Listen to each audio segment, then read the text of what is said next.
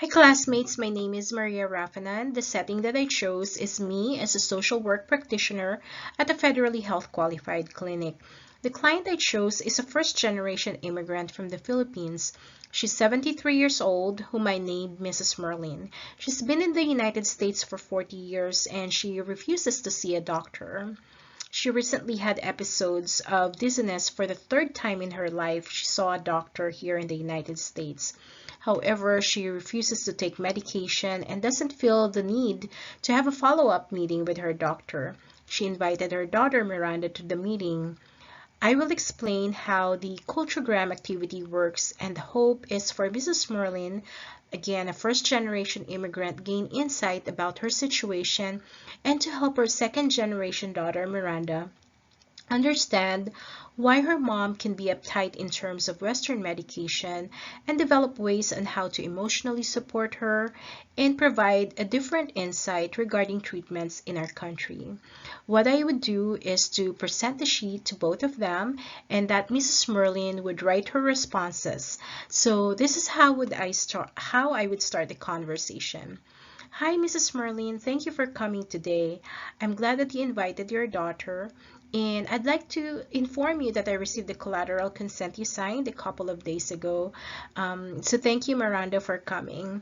This session is confidential. However, I want to inform you that I'm a mandatory reporter. So this means that I'm mandated to make a report if there's an elderly abuse, child abuse, suicidal ideation, or homicidal ideation. Do you have any questions? Mrs. Merlin, how are you feeling today? Good?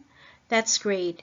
In our last meeting, you mentioned that you do not want to take your blood pressure medication and you refuse to have blood work and see Dr. Cruz again. However, I understand that you're also concerned how your decision impacts Miranda emotionally. I would like to introduce you to an activity that was developed by Dr. Elaine Congress in 1994. It is a diagram with 10 questions, and in the middle is yourself and who you consider your family. It will provide you an insight about who you are, your roots, beliefs, and practices. I did it myself, and the goal of this activity is for you to be reflective. This way, we can assist you with the issues you presented. And if at any time you feel uncomfortable with this exercise, we can pause, take a break, or stop the exercise, and you can ask me questions anytime. So here's the diagram. It asks which community you live in.